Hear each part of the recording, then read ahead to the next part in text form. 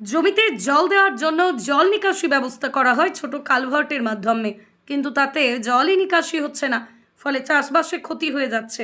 তাই অবিলম্বে এলাকায় হয় বড় বড় কালভার্ট ধরতে হবে, না হলে পাকা সেতু নির্মাণ করতে হবে। তবে এলাকার চাষিরা মাজবেন।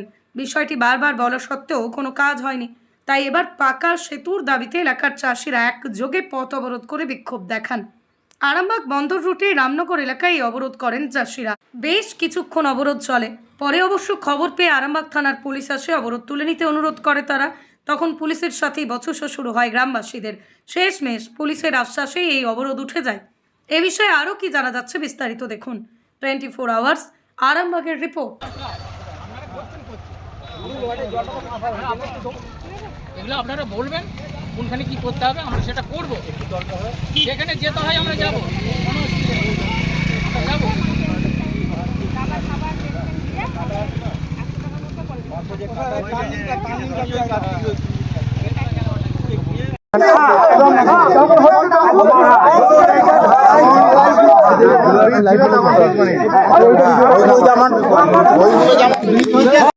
যে সাঁকোপোল ছিল সেই সাঁকোপোল করে নেই দিয়ে মাঠের খুব ক্ষয়ক্ষতি। এখন এমনি টেম্পোরারি পোল করে দিচ্ছে, দিয়ে আপনারা আমরা চাষিরা আমরা সব আন্দোলন করছি যাতে আমাদের চাষের ক্ষতি না হয়। কি পথ অবরোধ করেছিলেন? হ্যাঁ, যে পুলিশ এসেছে? হ্যাঁ, স্যারেরা কি বললো? স্যারেরা বললো আমরা সব উপর সব চিন্তা ভাবনা নিচ্ছি। সব কতদিন ধরে রয়েছে এরকম? এরকম হয়েছে বোধহয় দিন 10-12 হচ্ছে। মানে ভালো কি কংক্রিটের কিছু দেয়নি, তাই তো? ঘটনাটা আমাদের এখানে কালভার্ট বড় চাই। ছোট কালভার্ট আছে বলে আমাদের জল মাঠের নিকাশি হয় না, তার জন্য আমাদের চাষিদের ক্ষয়ক্ষতি হয়। তার জন্য আমাদের পথ অবরোধ করা হয়েছে। তার জন্য মানে কন্ট্রাক্টরকে বারবার করে আমরা কাগজ লিখিত জমা দেওয়া হয়েছে। তার জন্য আজকে জোর করে ঢালাই করতে এসছে। তার আমরা বলতে গেছি, বলছে আপনাদেরকে যদি না ঢালাই করতে দাও আপনাদেরকে অ্যারেস্ট করিয়ে দেবো। তার জন্য আমরা পথ অবরোধ করি। কারা বলছে? ওটা যাই কন্ট্রাক্টর। কবে বলেছিলেন কন্ট্রাক্টর? আজকে তিনি এরকম করে বলেছেন? হ্যাঁ। কি সমস্যার সম্মুখীন হচ্ছেন? সমাধান বলতে এই ক্যালভার্টটা আমাদের বড় করতে হবে। পুলিশ এসছে? হ্যাঁ, পুলিশ এসছে। ক্যালভার্ট বড় করতে হবে? হ্যাঁ, বড় করতে হবে। কি ছোট দিয়েছে? হ্যাঁ, ছোট দিয়েছে। আপনার নাম? আমার নাম স্বপন মালিক।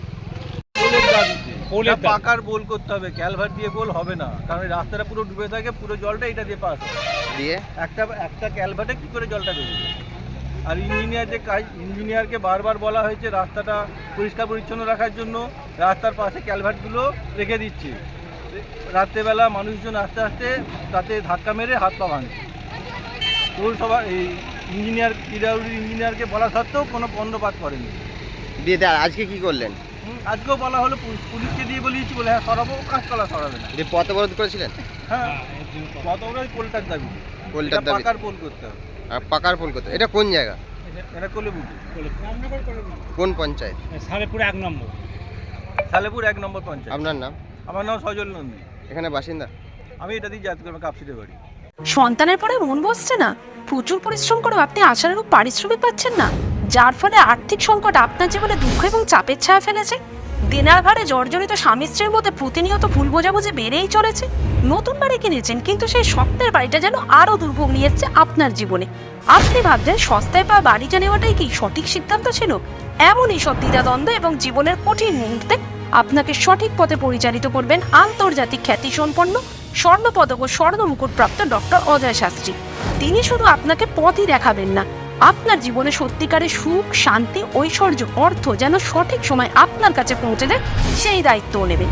তাঁর অভিজ্ঞতা এবং জ্ঞানের আলোতে আপনার জীবন হয়ে উঠতে পারে নিরুদ্বেগ ও সমৃদ্ধির পথে ধাবমান।